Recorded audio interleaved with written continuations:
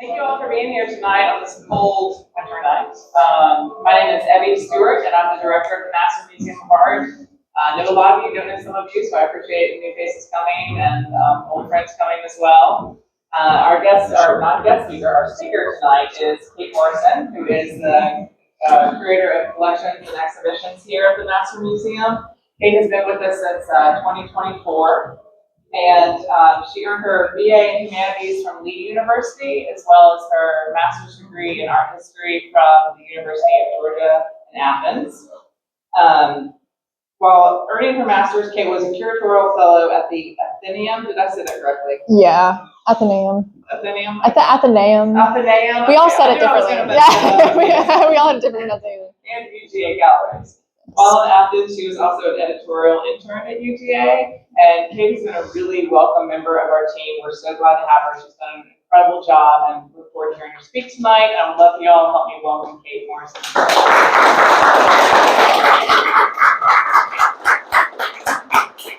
Thank you so much, Evie, and thank you so much for coming. I'm so happy to be here talking about this exhibition. It's very close to my heart and kind of personal for me. So this is really exciting. It feels like I'm kind of like sharing a piece of myself with you guys because I put a lot into it. But here we go. So I began curating Invocations at the end of my first year at Mazur, my first year working as a curator outside of graduate school. During this time, I was preoccupied with a few guiding concerns.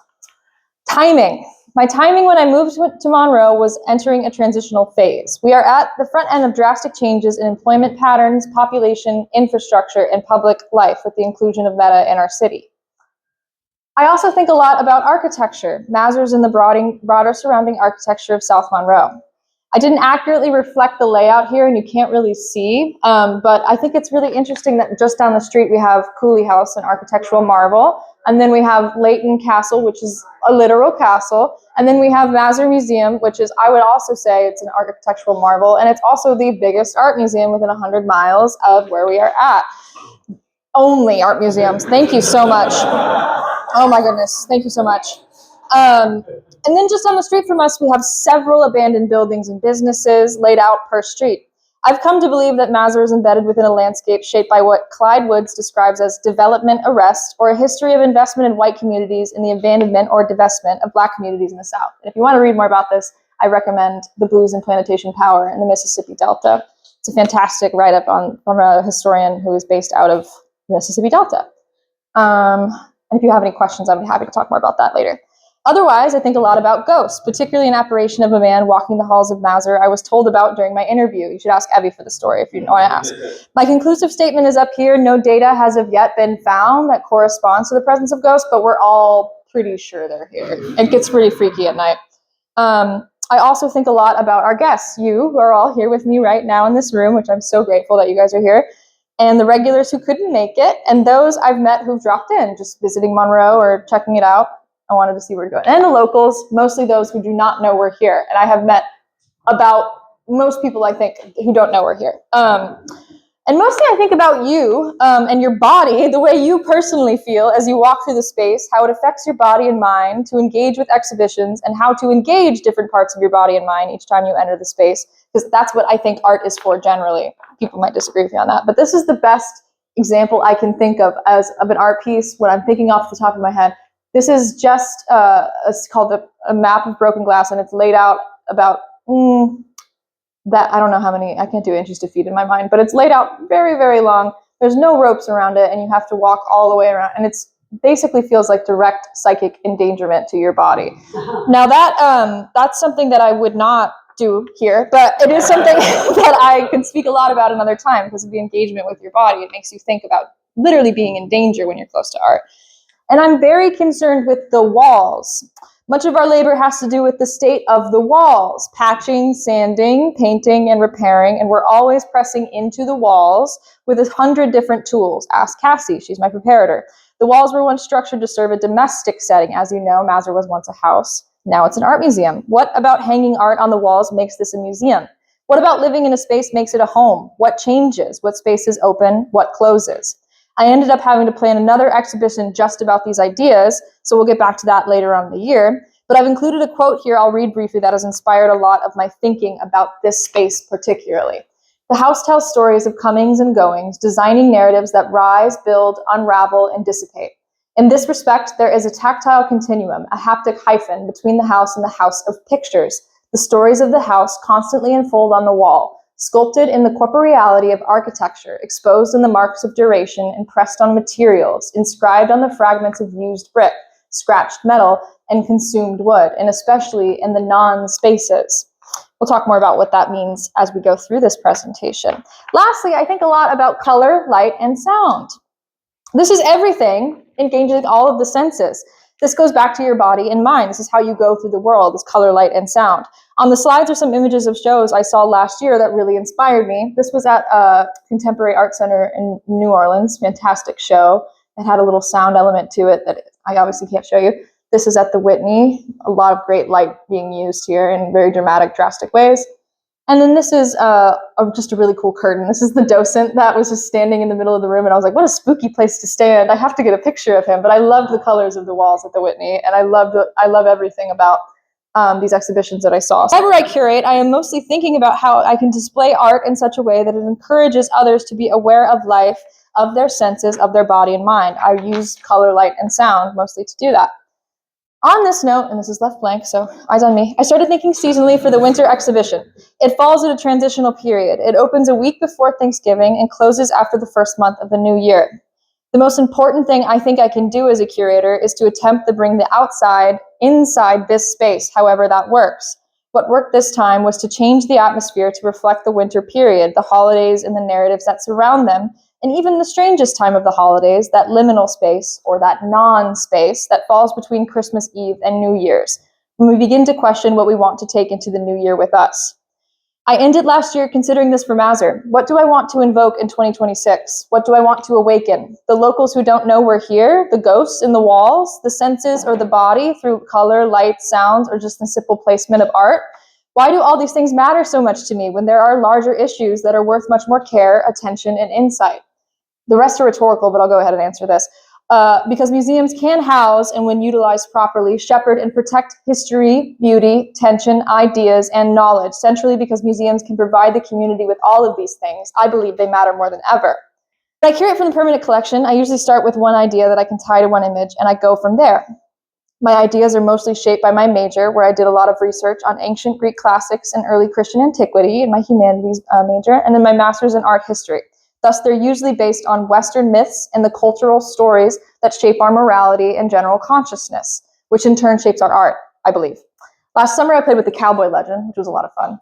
This summer, I played a lot with the Gospel of Luke, which I always associate with Christmas time. Nativity scenes, a dark sky gleaming with bright stars, visitation of angels, sounds of trumpets, the sense of something important and life-changing entering the world. This is not in our permanent collection. This is a painting by Thomas Cole, who's an important American landscaped artist, best known for Course of Empire.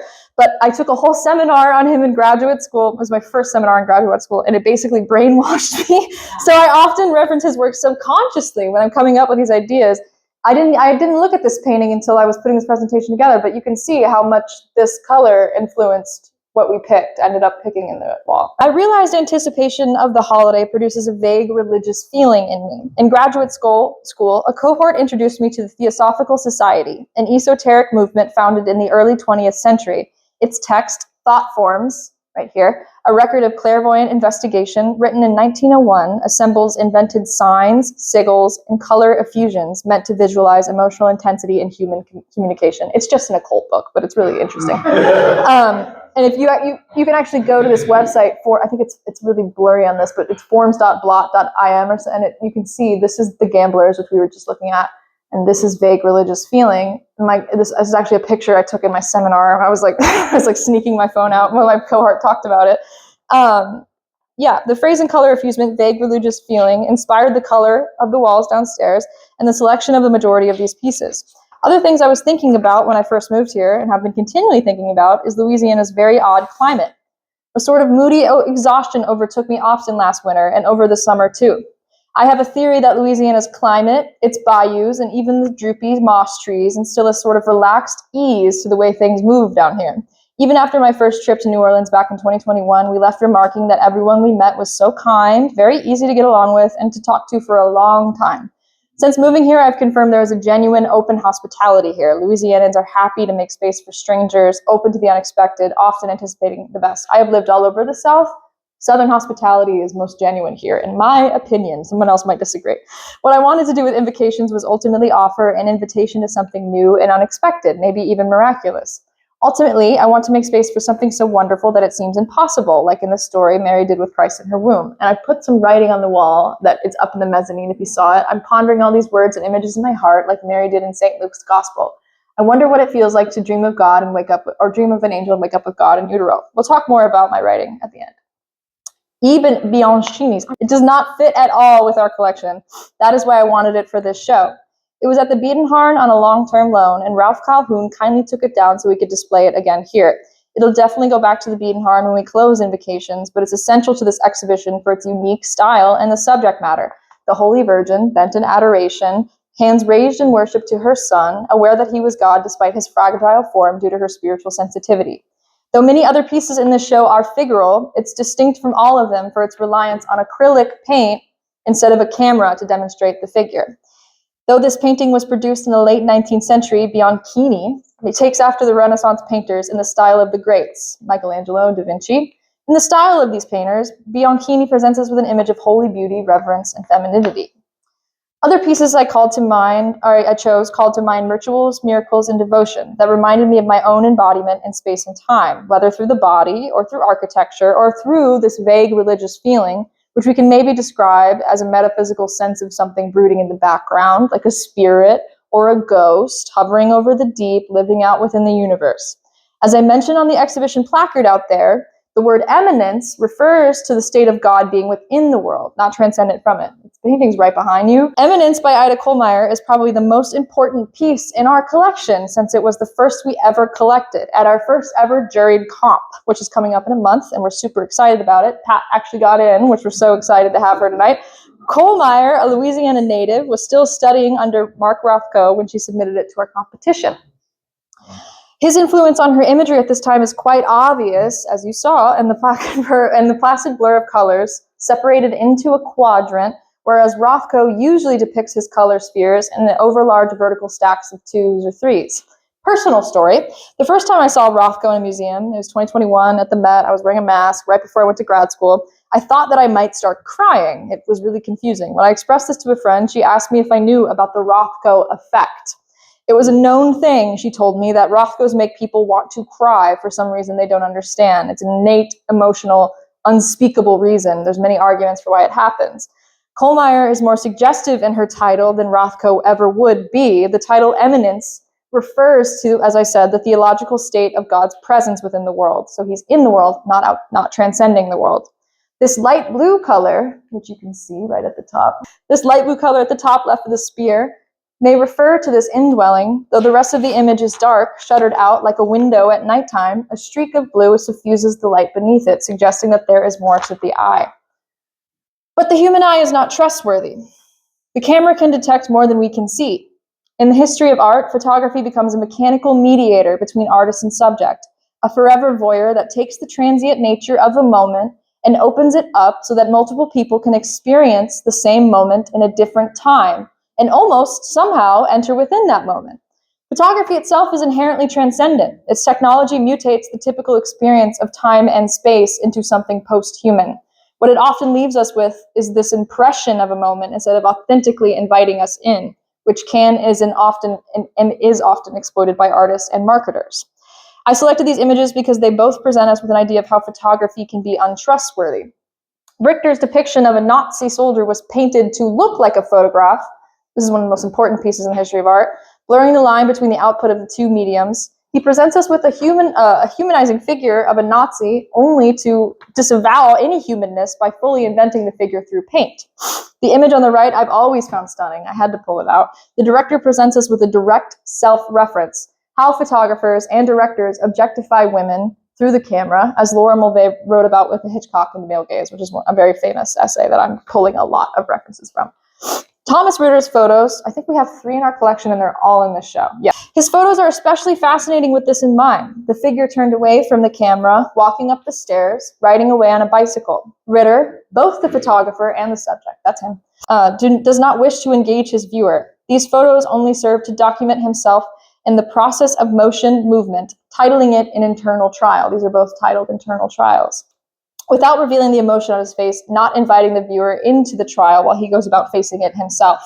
This refusal to depict emotion reads as more authentic to me, and that Ritter is denying us a typical release of voyeurism or a joined experience. He's solitary. He is keeping it internal. What are we being allowed to witness? Can we even witness him if we can't see his face? And what does it mean to witness an image? What does it mean when I present images to you as a curator or someone standing before you right now talking about images? Tracy Mosman, who submitted this piece to our juried comp in 2005 and won our Best in Show prize, is a blind artist specializing in abstract painting. I selected this piece for Invocations before I knew that because it seemed like many powerful and effective works of abstract art to conjure an ineffable, inexpressible feeling through the gestural slashes of black and white paint and the combination of yellow and green and blue and red that she plays with down here. Emotion is certainly being expressed tactically. To consider that a blind artist produced it gives me reason to believe that the very motion of art making, the process of mixing colors and displaying them on canvas, is an embodied creative process that one does not need sight to make sense of. That creative process is indwelling. It is not easily taught, captured, or translated. Though I can witness the gestures through the line work and the colors and make a historical or otherwise assumption based on what I know about paintings like it, I cannot tell you what the artist was thinking, feeling, or in this case, what the artist was even considering when they were visualizing the color black. Witnessing falls short to some degree, and so does displaying it as a curator, since I will be assessing Mosman's work of piece as a whole, activating it by arranging it on the wall with other pieces of work. This private meaning exists in each of the works I've discussed and the ones I did not. I think all of them possess an emotional presence that the artist left behind through their process and their identity that comes through their distinct use of materials. Thus, Invocations is concerned with eminence in general, or what spirit already exists within a painting or a photograph, a space, a body, a community, or architecture, and how curation can activate this indwelling spirit through atmosphere, color, sound, placement. Invocations is one of my first processes in treating Mazur as a threshold for this emotional spirit, rather than just a container or a gallery for pieces of art. It is my goal that all 2026 exhibitions will invoke this near spiritual sensation of memory and belief throughout the whole community. Lastly, the final thing I'd like to say is this. Thank you for being here. And also, I've learned when words fall short, imagery can sometimes suffice. Poetry, however, functions as both word and image, which is a whole other presentation. So I curated each room in Invocations to mimic poetry by giving my own writing to the walls. I found it interesting that I've been using my hands to repair the walls, tending all year to them, yet I had not used my hands to write on them when writing is certainly one of the primary ways I tend to all other matters of life. I could not understand myself or the world I live in if I didn't write about it. To strip my writing away from all the burdens I bring to it and give it over to the walls was to try to invoke something new. Some of my personal invocations for 2026 are written in the book in that gallery over there where the food is, where you can write yours if you'd like. And here are some more. I want to give a new purpose to the things that matter to me. I want to make sense out of the world through my own language as AI language models infiltrate my methods of thought. I want to make space for all five senses, for the inexpressible, the supernatural, the wonderfully unexpected connections, and the kindness of strangers. I want Mazur to foster hope, joy, curiosity, open-mindedness, and community, because these are the pathways to creativity. Largely, I want people to know we're here. And that's it.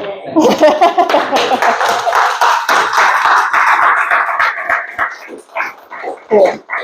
Does anyone have any burning questions? You can also just come up and ask me if you don't want to speak in front of an audience. Okay, Do you have a favorite painter? Oh, that's a hard question. And why?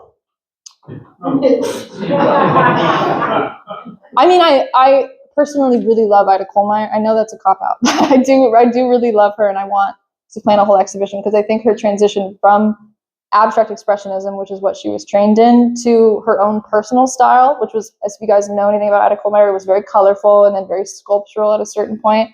I think it's a really interesting trajectory, and it shows a lot of Southern folk art influence. Is it my favorite painting? No, I think the Chagalls are my favorite. I think the Chagalls are my favorite because I think they're beautiful, and I really like them. Any other questions? Again, I'll be here all night, so. Thank you all so much. Appreciate it.